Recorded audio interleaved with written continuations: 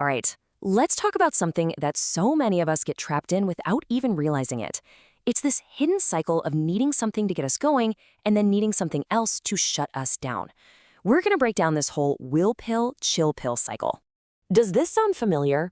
You chug an energy drink to just get through your afternoon, but then by the time evening rolls around, you're so buzzed and wired you can't switch off. So you have to, I don't know, binge a show or have a drink just to calm down. If that whole stressed out, then checked out feeling hits close to home, then you are definitely in the right place. So, what's really going on here? Well, at its core, it's a very modern problem. We're basically outsourcing our own feelings. We're using external things to artificially amp ourselves up, and then we need another external fix just to bring us back down. And that creates a really nasty, vicious cycle.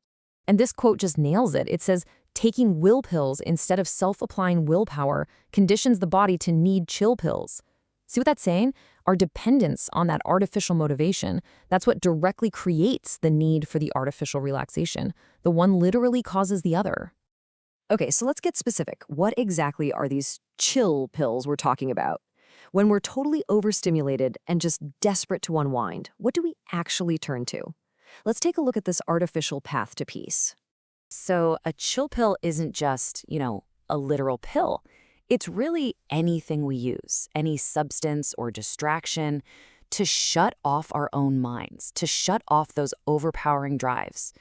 It's a way to force ourselves to relax instead of, actually learning how to do it ourselves. And this is where we see the real cost, the hidden trade-off.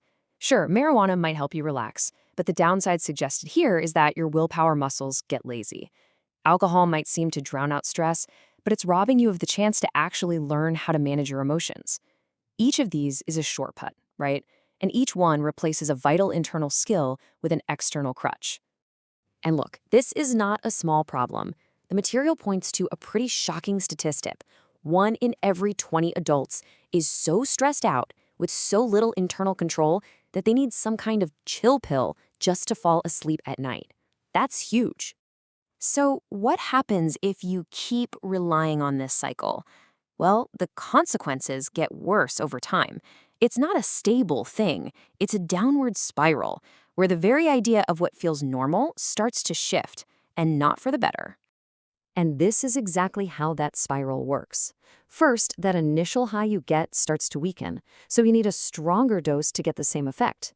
While that's happening, your own natural ability for self-control just withers away. Pretty soon, that artificial high state becomes your new normal. You need it just to feel baseline. And the time in between doses, that's where this constant state of depression can creep in. It's a guaranteed crash. But here's where it gets really interesting. This isn't just about substances. The argument is that some of the most common chill pills are things we think are totally fine. Mindless TV, movies, addictive video games. They can all serve the exact same purpose, shutting down our brains and keeping us from practicing self-mastery. And just think about it like this. When you sit down to watch a movie, what are you doing? You are surrendering control of your thoughts, your feelings, and yeah, it's entertaining. But the argument is that being passive like that does absolutely nothing to build your own internal discipline. It doesn't build self-mastery. Okay, so that all sounds pretty bleak, right? That's the problem. But what's the alternative? What's the way out? Let's talk about the path to breaking this dependence and actually reclaiming your own willpower. So you've basically got 2 roads in front of you. The pill path on one side, that leads to dependence. It gets weaker over time and it always ends in a crash. Then you have the willpower path. This one draws on your internal strength. And here's the cool part, it actually grows the more you use it. It leads to real, sustainable energy and peace. The difference couldn't be clearer.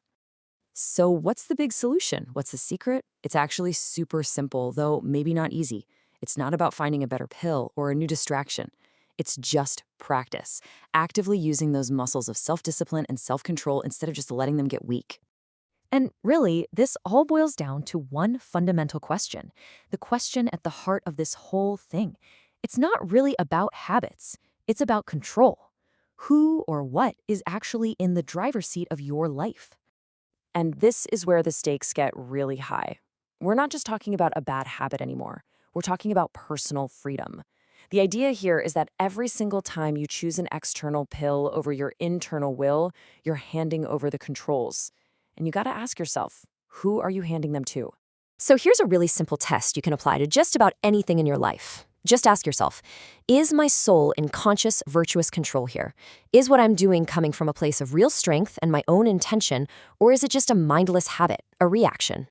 So I want to leave you with that question because it turns this whole idea right back on you. Take a look at your day, the coffee you drink, the shows you watch, the things you do to unwind. And ask yourself, is this my will at work, or am I being controlled by something else? It's a powerful thought to take with you.